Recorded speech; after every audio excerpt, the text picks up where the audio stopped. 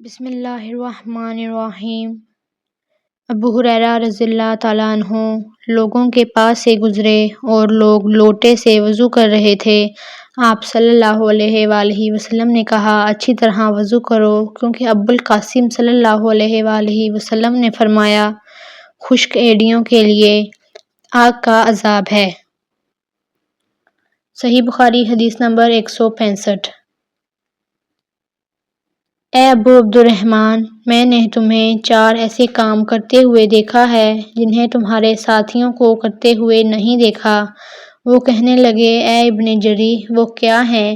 ابن جری نے کہا کہ میں نے طواف کے وقت آپ کو دیکھا کہ 2 یمانی رکنوں کے سوا کسی اور رکن کو آپ نہیں چھوتے ہو۔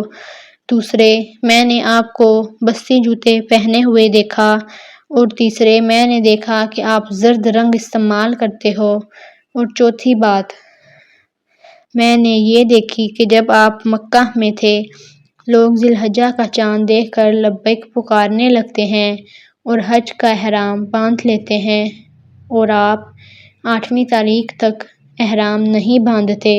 حضرت عبداللہ بن عمر رضی اللہ عنہ نے جواب دیا، دوسرے ارکان کو تو میں یوں نہیں چھوتا کہ میں نے رسول اللہ صلی اللہ علیہ وآلہ وسلم کو یمانی رکنوں کے علاوہ کسی اور رکن کو چھوتے ہوئے نہیں دیکھا، اور رہے بستی جوتے، تو میں نے رسول اللہ صلی اللہ علیہ وآلہ وسلم کو ایسے جوتے پہنے ہوئے دیکھا کہ جن کے چمڑے پر بال نہیں تھے، اور آپ انہیں کو پہنے وضو فرمایا کرتے تھے، تو میں بھی انہی کو پہننا پسند کرتا ہوں۔ اور زرد رنگ کی بات یہ ہے کہ میں نے رسول اللہ صلی اللہ علیہ وآلہ وسلم کو زرد رنگ رنگتے ہوئے دیکھا ہے، تو میں بھی اسی رنگ سے رنگنا پسند کرتا ہوں۔